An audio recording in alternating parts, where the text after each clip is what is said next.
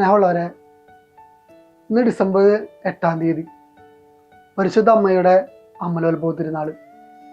ഈ തിരുനാൾ ആഘോഷിക്കുമ്പോൾ നിങ്ങൾക്ക് എല്ലാവർക്കും തിരുനാളിൻ്റെ മംഗളങ്ങൾ ഒത്തിരി സ്നേഹത്തോടെ നേരുകയാണ്.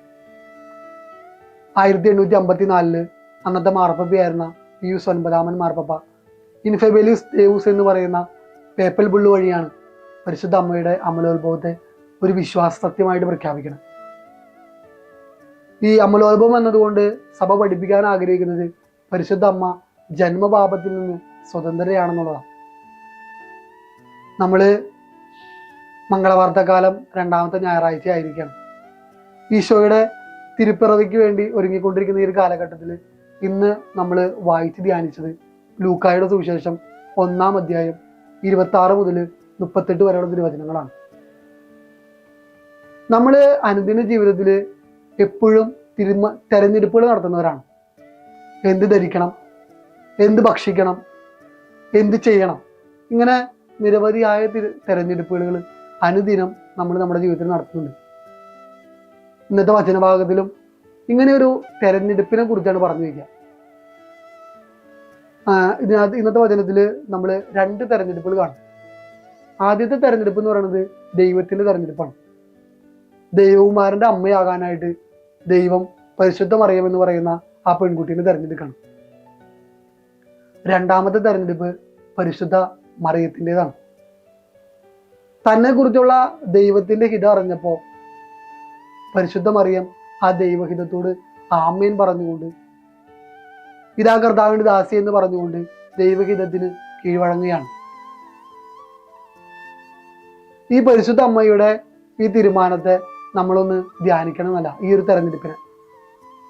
കാരണം ഇന്നത്തെ കാലഘട്ടത്തിൽ നമുക്കറിയാം, നമ്മുടെ ചുറ്റിലും സാഹചര്യങ്ങൾ ഓക്കെ ആണെങ്കിൽ, അല്ലെങ്കിൽ നമ്മുടെ മുമ്പിലുള്ള അന്തരീക്ഷം ഓക്കെ ആണെങ്കിൽ നമ്മൾ നമ്മുടെ വിശ്വാസം ഏറ്റു പറയും. അങ്ങനെ നമ്മുടെ സമൂഹം മാറിക്കൊണ്ടിരിക്കും. ഇവിടെയാണ് പരിശുദ്ധ മറിയം നമ്മുടെ മുമ്പിൽ ഒരു വലിയ വെല്ലുവിളിയായിട്ട് മാറണം. പരിശുദ്ധ മറിയത്തിന്റെ സാഹചര്യങ്ങളൊക്കെ ഒന്ന് നിന്നു നോക്കണം.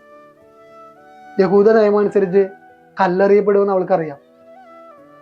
വേദനകളുടെ ഒരു കാൽവരി അനുഭവത്തിലൂടെ കടന്നു പോകുമെന്ന് തിരിച്ചറിവുണ്ടായിട്ടും അതിനോട് പരിശുദ്ധ മറിയം ക്രിയാത്മകമായിട്ട് പ്രതികരിക്കുകയാണ്. പരിശുദ്ധ മറിയം പറയാണ്, ഇതാ കർത്താവിന്റെ ദാസി, നിന്റെ ഹിതം എന്നിൽ നിറവേറട്ടെ. ദൈവഹിതത്തോട് ആമേൻ പറയുകയാണ്. സാഹചര്യം അത്ര നല്ലതൊന്നും പക്ഷെ അവള് ആ ദൈവത്തിൽ വിശ്വസിച്ച് അവളുടെ വിശ്വാസത്തെ, അവളുടെ ദൈവഹിതത്തെ, അവളെ കുറിച്ചുള്ള ദൈവഹിതത്തോട് അവൾ ആമേൻ പറയുകയാണ്. നമ്മുടെ ജീവിതത്തിലും നമ്മൾ സ്വന്തമാക്കേണ്ട ഏറ്റവും വലിയൊരു മൂല്യത, ഏത് സാഹചര്യത്തിലും ദൈവത്തോടുള്ള നമ്മുടെ വിശ്വാസം ഏറ്റുപറയാനായിട്ട്, നമ്മെക്കുറിച്ചുള്ള ദൈവഹിതം എന്താണെന്നോ അത് തിരിച്ചറിഞ്ഞിട്ട് അതിനോട് ഇതാ കർത്താവിന്റെ ദാസൻ അല്ലെങ്കിൽ ദാസി എന്ന് പറഞ്ഞുകൊണ്ട് ആമേൻ പറയാനായിട്ട് നമുക്ക് സാധിക്കും. പരിശുദ്ധ മറിയം നമ്മെ നോക്കി വെല്ലുവിളിക്കണം.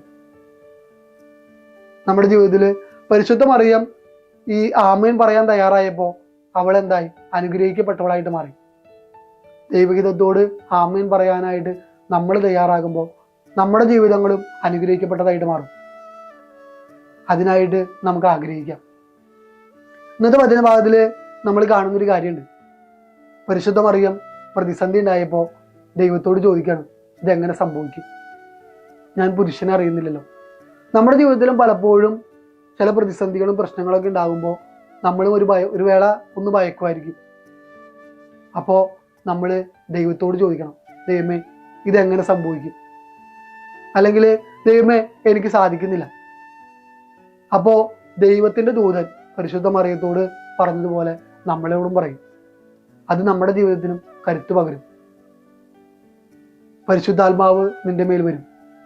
അത്യുന്നതന്റെ ശക്തി നിന്റെ മേൽ ആവസിക്കും.